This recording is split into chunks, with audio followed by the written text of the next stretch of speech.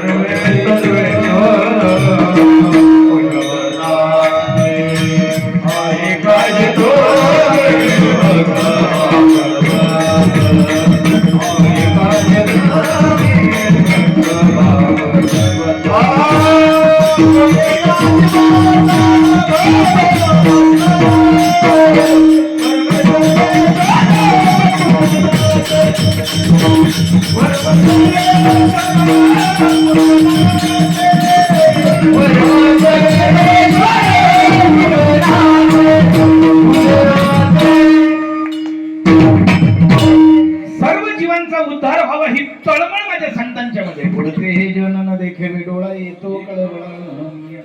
प्रत्येकाचा उद्धार व्हावा ही तळमळ आहे. पण गंमत अशी महाराज, जीवाचा उद्धार कधी होईल? जोपर्यंत देवाची प्राप्ती होत नाही तोपर्यंत जीवाचा उद्धार. आम्ही किती संपत्ती मिळवली, काहीही केलं तरी आमचा उद्धार नाही. संपत्ती मिळवल्यानंतर आमचा उद्धार होणार नाही. मग देवाची प्राप्ती झाल्यानंतर मग जीवाचा उद्धार आहे. ही सोपी गोष्ट आहे का जीवन? गंमत अशी, देवाची प्राप्ती झाल्यानंतर जीवाचा उद्धार आहे. आता यातली गंमत अशी, थोडस घोटाळा असा आहे. देवाला जीवाची गरज नाही. पटतंय का बघा? देवाला जीवाची गरज नाही. तुम्ही देवाला आहे म्हटला काय नाही म्हटला काय, काय फरक पडणार आहे? 5-50 घुबडे एकत्र आली, कळते का मला काय म्हणायचं? काय गोष्टी समजून घ्यायचा. 5-50 घुबडे एकत्र आली आणि त्या घुबडांनी मीटिंग घेतली आणि मीटिंग मध्ये ठराव केला. अरे सगळेजण म्हणतात सूर्य आहे, सूर्य आहे, सूर्य आहे. आपण तर कधी पाहिला नाही. म्हणजे यांचं खरं मानायची गरज नाही. सगळ्यांनी एकमताने ठराव घ्या, या विश्वामध्ये सूर्य घुबडानो.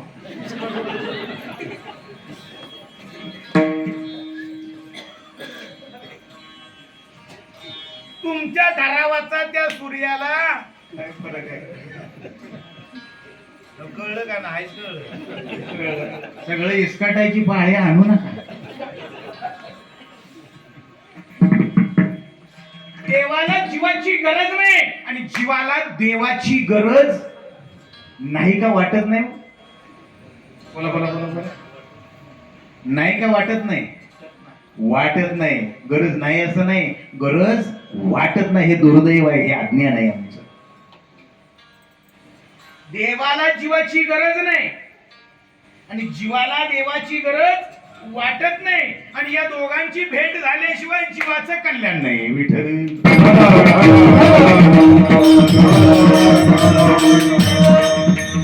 लक्षात येते का? बघा थोडासा तिला समजून घ्या. देवाला जीवाची गरज नाही, जीवाला गरज वाटत नाही, आणि देव ह्या दोघांची भेट झाल्याशिवाय जीवाचा उद्धार नाही. मग आता ह्या दोघांची भेट होणार कशी? तर या दोघांची भेट घडवून आणण्याची तळमळ जर कोणाची असेल तर संतांची. संतांना माहित आहे या दोघांची भेट झाल्याशिवाय, अरे या दोघांना एकाला गरज नाही, पण दुसरा अज्ञानी आहे आणि ती तिसरीकडेच पळतय, त्याला योग्य मार्गावर आणलं पाहिजे. मग त्याला योग्य मार्गावर आणण्यासाठी संत काय करतात माहितीये? मज निरंतर जगविती उठा जागे वारे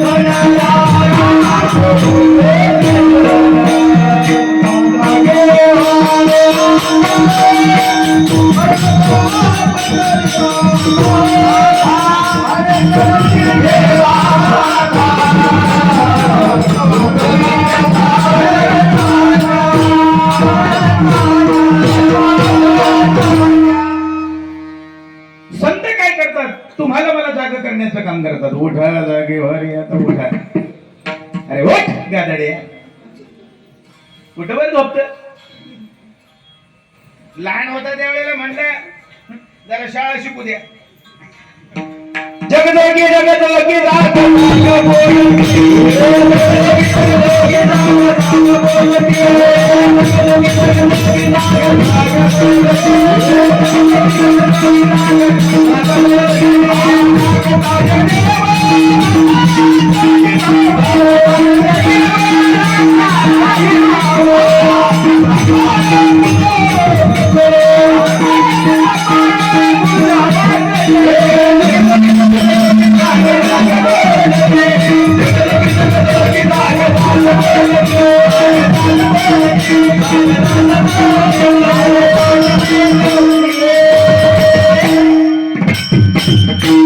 संत आम्हाला जागे करतात. जगजोगी जगजोगी जाग करण्याचं काम करतात. आता जागा रे बाईनो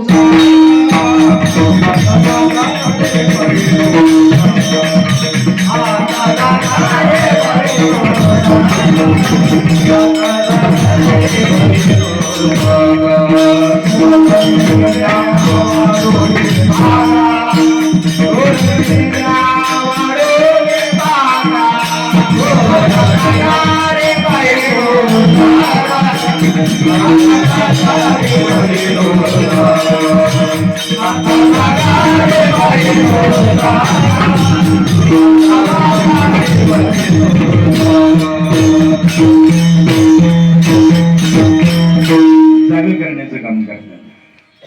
आता गंमत विषय महाराज, संत आम्हाला जाग करतोय तो, पण आम्ही जाग होत नाही. बरं आहे का? बरं जाऊ द्या, आणखी एक प्रश्न विचारतो. झोपलेल्याला जागा करणं सोपं आहे का झोपेचं सोंग घेतलेल्याला जागा करणं सोपं आहे?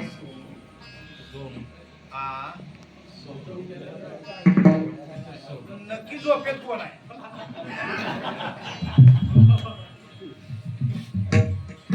झोपेचं सोंग घेतलेल्याला जागा करणं सोपं आहे का झोपलेल्याला जागा करणं सोपं आहे? बोला अजून एकदा.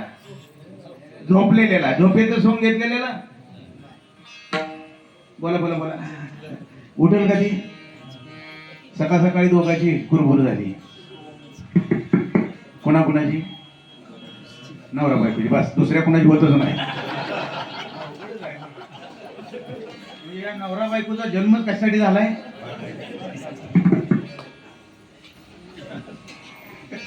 अवघड आहे बरं. जाऊ दे, आता तुम्ही म्हणताय तर नवरा बायकोची दोघांची कुरबुर झाली. दोघांची कुरबुर झाली. आता काय झालं, दोघं पण तापली. तापल्यानंतर ह्यानं आपली बैल सोडली आणि गेला रानात. रानात गेला गेला बैल झोपली, नांगर सुरू झाला आणि मन काय लागेना. सारखं वळून वळून वाटत बघतोय. आता येईल मग येईल, आता येईल मग येईल. हिनं काय केलं, 2 भाकरी टाकल्या, त्याच तव्यात कालवान केलं. दोन्ही भाकरीचा मुडदा पाडला.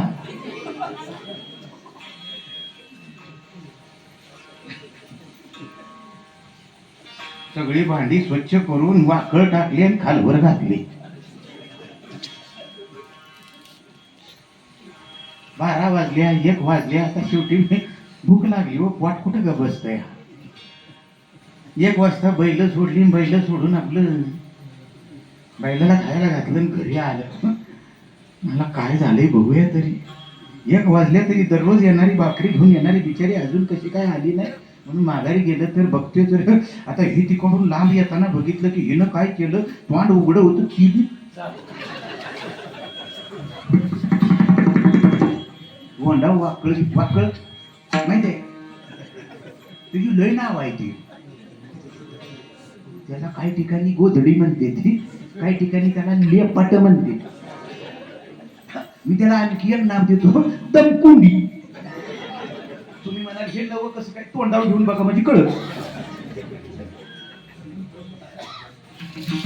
तोंडावर घेतलं हे आलं तिकडून काळजीनं. त्यानं झोपलेली बायको बघितली की त्याला टेन्शन आलं. म्हणला सकाळच्या भांडणाचा लईच परिणाम झालेला दिसतोय. तब्येत बिघडली का काय, आत्या खाला का, भीती वाढला का, काय झालं.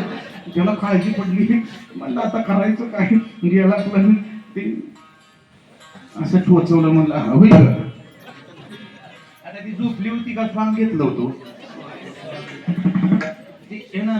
होईल केलं की ती आतनं काय बराच वेळ झाला.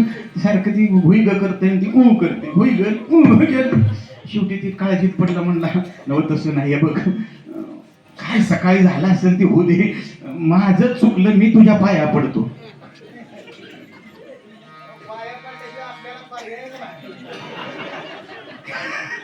आता खातो खातो गिडावं पाया पडतो. म्हणला काय पण काही झालं असलं तर दे सोडून, काय त्रास होत असला तर सांग दवाखान्यात जाऊ. तिनं आपलं स्वांग घेतलेलं होतं. ती आत हसती त्याची गंमत बघून. ती म्हणते नाही तसं नाही, काय होतंय सांग की. शेवटी बराच वेळ झाल्यानंतर तिनं वाकळतनं सांगितलं काय होतंय. म्हणजे कसनुस होतंय.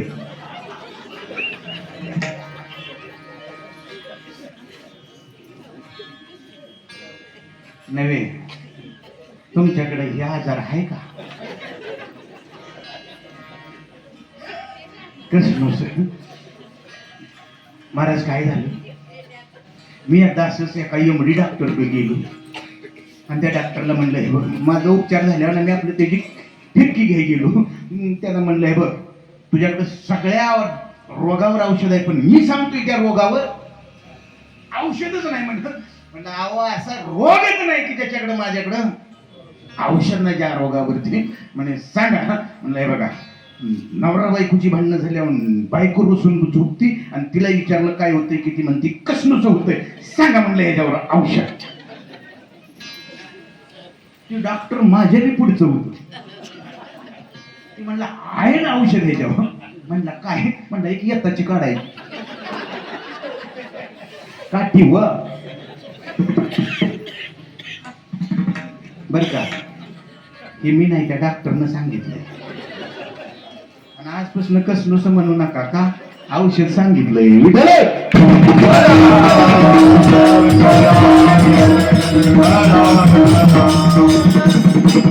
संत आम्हाला जागा करतात, समाजाला जागा करून, जीवाला जागा करून देवाकडे घेऊन जातात. हो, जीवाला देवाकडे घेऊन जातात. घेऊन गेल्यानंतर चंद्रभागे स्नान विधी हरिकथा या न्यायानं त्यांना पंढरपूरमध्ये चंद्रभागेमध्ये स्नान करायला लावतात. तिथं कीर्तनामध्ये बसवतात आणि त्यांना कीर्तनामध्ये बसवल्यानंतर हो आपला मोर्चा देवाकडे वळवतात आणि देवाला उठा पांडुरंगा आता दर्शन द्या सकाळ. देवाला उठवण्याचं काम करतात. पहिल्यांदा कोणाला जाग केलं? समाजाला जाग केलं. पुन्हा कोणाला जाग केलं? उठा साधू संत सदा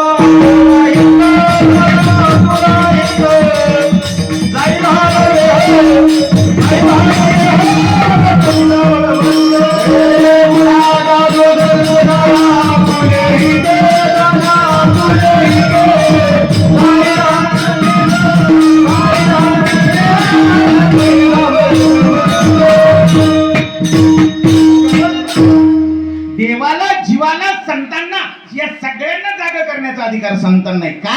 जागा कोण करू शकतो? जागा करणारा स्वतः जागा पाहिजे. माझे संत जागे आहेत म्हणून ते आम्हाला आणि देवाला दोघालाही जागे करण्याचा अधिकार प्राप्त करतात. मग दोघांची भेट घडवून आणतात. पण गंमत अशी, एवढ्यावर भागत नाही हो महाराज, एवढ्यावर सगळ्या जीवांचा उद्धार होऊ शकत नाही. मग संत काय करतात? संतांनी काय केलं माहितीये की आता सगळे जीव काही इकडे येत नाहीत, सगळ्या जीवांना देवाची प्राप्ती होत नाही. मग त्याच्यासाठी संतांनी एक युक्ती केली. म्हणजे आपण दुकान टाकू. दुकान घातला दुकाना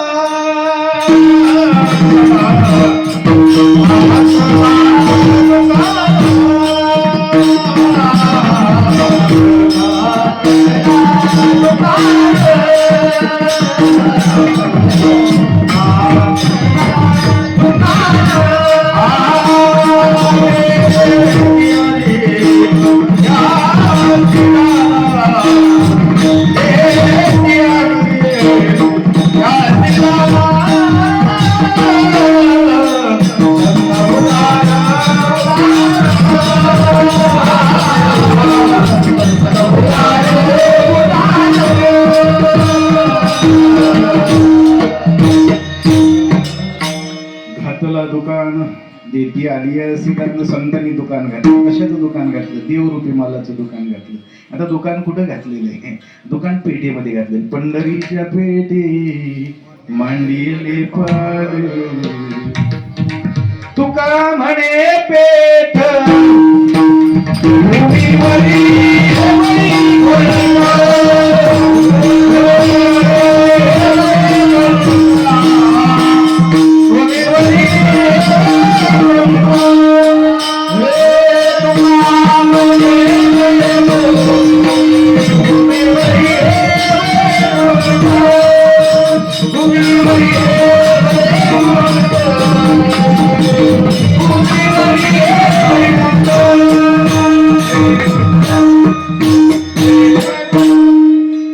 पेठेमध्ये दुकान घातलं. कोणत्या पेठेमध्ये? तर पंढरपूर ही मुख्य पेठ आहे बरं का. आणि मग आळंदी, देहू, पैठण या उपपेठा आहे. संतांनी माझ्या दुकान घातलं. कुठं घातलं? पंढरपूरच्या पेठेमध्ये. आता गंमत अशी आहे, देवरूपी मालाचं दुकान घातलं, पंढरपूरच्या पेठेमध्ये घातलं. पण गंमत अशी आहे, या पंढरपूरच्या पेठेचा एक दुर्गुण आहे. काय दुर्गुण आहे? तर या पंढरपूरच्या पेठेचा बाजार वर्षातनं फक्त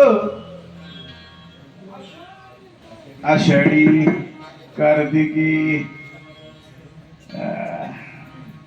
दोनच वेळा, दोनच दिवस वर्षातनं. तुमचं काय मत आहे? वर्षातनं दोनदाच बाजार भरणाऱ्या पेठत जर दुकान घातलं तर धंदा कसा होईल? जागा आहे का? होईल का मला सांगा? अहो धंदाच होईना. वर्षातनं दोनदा. बरं आलेलं गिराईक तर कसं सगळं देवासाठी येतोय का? कोण ना तिला खुळखुळा आणायसाठी येतोय.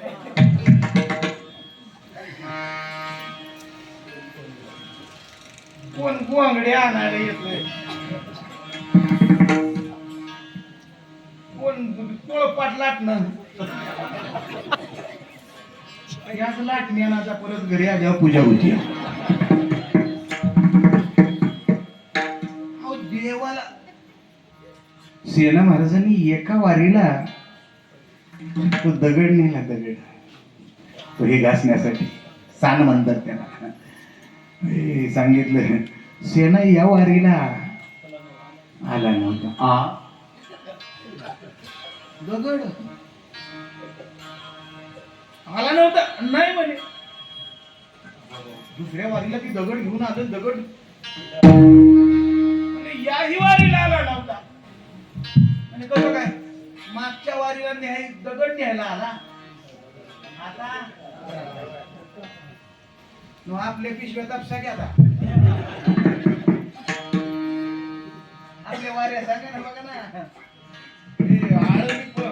आळंदी पंढरी तर बोलूच नका, ती फिनोलिस वाली पिशव्या देते ती. काय सांगावं तुम्हाला, रोज एक गटूळ असं तयार होते. काय पागल ती जोजे वांशील अशी परिस्थिती त्या गटुळ्याची असते. महाराज नक्की गोळा करायला गेलेला असते का वारीला गेलेला असते कोणाच. हे अवघड आहे महाराज, अशी वारी चालत नाही, लक्षात ठेवा. म्हणजे सगळं काही गिरायक आपलं नाही. म्हणले आता काय करूया, पर्याय देव तर आपल्याला विकायचं आहे, माल तरी विकायचा आहे, दुकानदार टाकलंय. आता करायचं काय, सगळे दुकानदार एकत्र गोळा झाले, सगळ्या दुकानदारांनी बैठक घेतली. म्हणजे त्याला काय पर्याय काय, म्हणजे एक काम करा. त्यातला एक दुकानदार हुशार होता, तो म्हणला एक काम करूया आपण, एजंट नेमूया, सेल्समन नेमूया, सेल्समन. त्या सेल्समनला काय करू, माल भरून देऊ आणि माल भरून देऊन विकायला लावू. असं म्हणजे चला बोर्ड लावूया. दुकानाच्या बाहेर बोर्ड लावला, येथे सेल्समन नेमणे. म्हणजे तुकोबर आहे, वारीला आलेले आहेत, चंद्रभागेमध्ये स्नान केलेलं आहे आणि प्रदक्षिणा चालू आहे. आणि प्रदक्षिणा मार्गावरती ते दुकान पाहिलं आणि दुकानाच्या बाहेरचा बोर्ड पाहिला. अरे देवरूपी माल विकण्यासाठी काय पाहिजे, सेल्समन पाहिजे. तुकोबराय म्हणले आपल्याला आगीचा धंदा आहे, बरं आहे म्हणले आपण हा धंदा करू शकतो. तुकोबराय पळतच त्या दुकानात गेले, त्या दुकानदाराला जय हरी जय हरी म्हणले, तुम्ही बाहेर बोर्ड लावलाय सेल्समन. हो म्हणले या ना. म्हणले मला सेल्समन, पहिलं गिराईक तुम्हीच आहे, लगेच तुमची नेमणूक. म्हणले लागतंय काय, काय सुद्धा लागत नाही, एक पाटी आणा आणि त्या पाटीला बांधायला एक कापड आणा. तुम्हाला माल आम्ही काय करतो, भरून देतो, तुम्ही न्या गावोगाव नेऊन विका. तुकोबराय पळत गेले, एक पाटी आणली, त्याला बांधायला कापड आणलं. त्या दुकानदारानं त्या पाटीमध्ये माल भरून पाटी बांधून तुकोबरायांच्या डोक्यावर दिली. तुकोबरायांच्या डोक्यावर दिली आणि मग तुकोबरायांना प्रश्न पडला, आपण माल तर घेतला पण याचं गिऱ्हाईक कुठं सापडायचं. विचार केला, म्हणले आता करायचं काय, करायचं काय. मग त्यांच्या डोक्यात आलं, म्हणले जिथं सत्ता चालू असेल तिथं याला गिऱ्हाईक. वैष्णवाचा माल खरा, वैष्णवाचा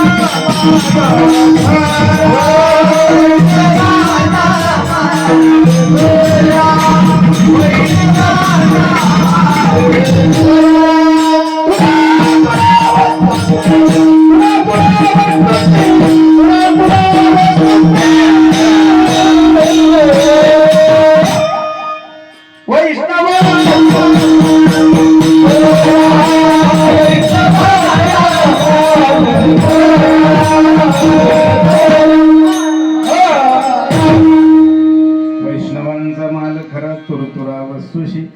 तुकोबरायांना प्रश्न पडला, आता कुठे विकायचं. म्हणजे जिथं सत्ता चालू असेल तिथं विकायचं.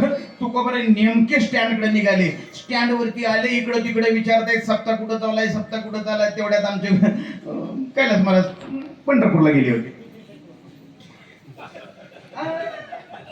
बरोबर कनेक्शन जोडायचं असतं. महाराज तिथे गेले होते, नेमके तुकोबरायांची महाराजांची भेट झाली. तशी भेट झाली, म्हणले अहो जय हरी जय हरी. म्हणजे सत्ता कुठं आहे, म्हणजे विट्याला एक भावानी म्हणा. म्हणजे विट्याला आहे, म्हणजे कसं जायचं, काय नाही म्हणले पंढरपूर मधनं विट्याला गाडी डायरेक्ट मिळेल किंवा कराडला जाणारी कुठलीही गाडी विट्यावनं जाते असं म्हणले. हो तुकोबरायांनी काही विचार केला नाही, पण पटकन जाऊन गाडीत बसले. गाडी विटेच्या स्टँडवर आली. इकडं तिकडं कुठं तरी चौकशी करताय तेवढ्यात आमचं ऋषी महाराज तिथं नेमकंच भेटलं. भवानी माळाचा सप्ताह कुठं आहे, सप्ताह कुठं, नेमकं ऋषी महाराज तिथे भेटले की म्हणले अहो मी तिथंच आहे पकवाज वाजवायला. त्यांनी गाडीवर महाराजांना बसवलं आणि आणलं बरोबर. तुकोबरा इथं आले. इथं बाहेर जे मंदिराच्या बाहेर जो कट्टा आहे ना त्या कट्ट्यावरती पाटी ठेवली आणि पाटी ठेवून पाठीवरचं कापड सोडलं आणि भवानी माळातल्या आणि सगळ्या विट्यातल्या लोकांना हाक मारली. अभंगाचं पहिलं